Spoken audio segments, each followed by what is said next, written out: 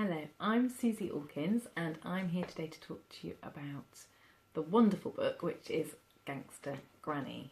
Now, I do feel really lucky that I've been surrounded by children's books for pretty much as long as I can remember, from being a child to being a former primary school teacher to being a parent and now being a children's author and illustrator myself. So it really is a great privilege and a pleasure to be reviewing one of my most favourite children's books.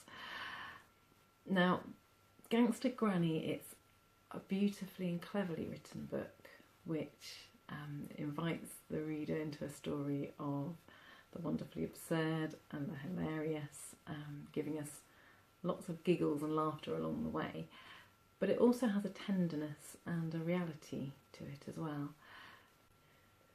The story centres itself around the relationship between a boy called Ben and his granny, who, let's say, is rather fond of cabbage and Scrabble.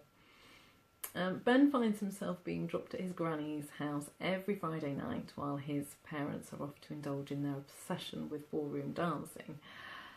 Now, Friday nights are not Ben's favourite time of the week. In fact, they are quite the opposite, and his view of his granny is that she is boring and that she smells of cabbage, and that she hasn't really got anything interesting to offer. That's until, however, Ben discovers that this old lady that he thought had nothing interesting to say and had done nothing of any merit in her life was in fact an international jewel thief. From this moment on, we see the relationship between Granny and Ben blossoming as they go on their adventure together, and we meet all sorts of other characters along the way which only serve to enrich the story. We also see how Granny's belief in Ben's passion and dream of becoming a plumber just serves to strengthen their bond even further, as opposed to his parents, who quite like to put him on stage, dressing him up in ridiculous outfits to compete as a ballroom dancer.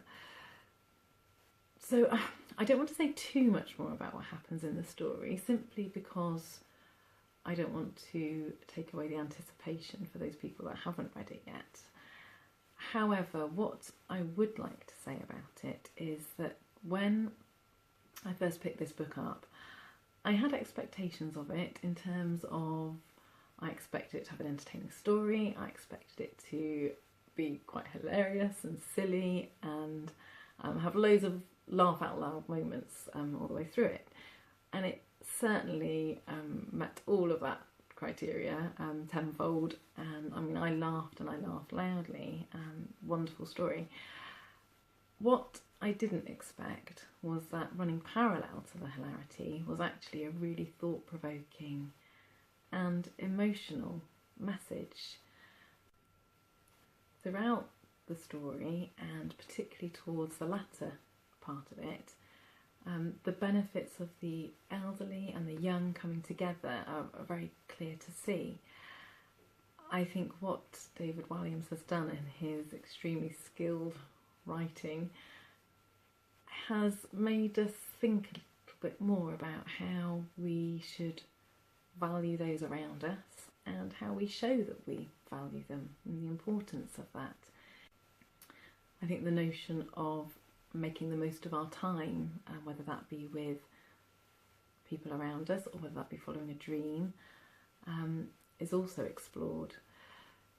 Now, this is a must-read, a story that has to be experienced. It's an extremely powerful story. It's powerfully funny, it's powerfully tender, and it's powerfully relatable as well.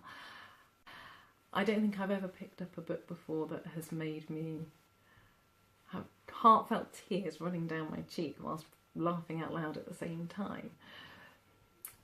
I always feel that a great book should make us feel and it should make us think long after we've finished reading it, and that's exactly what Gangsta Granny does. It leaves its mark in a hugely positive way. So An amazing book which, although aimed at children, grown-ups will delight in it too. So if you haven't read it, read it. You will be so very glad that you did. Thank you. Bye-bye.